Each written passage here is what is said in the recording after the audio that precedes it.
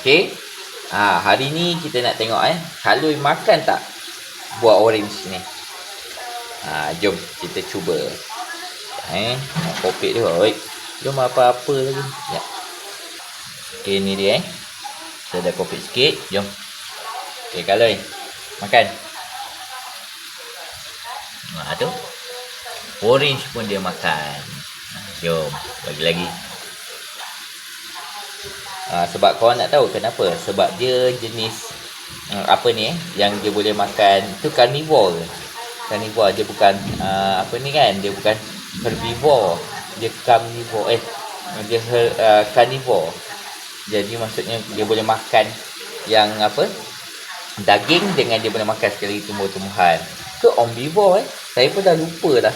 Nak kena kaji balik. Cuba korang bagi tahu sikit. Allah, garangnya. Dah lupa dah. Yalah, tak berapa nak pandai sangat. Sains. Sekejap Dan ni dia. Lagi. Ya.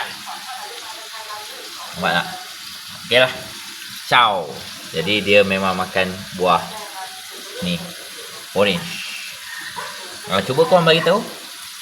Saya kena semak balik Lupa dah.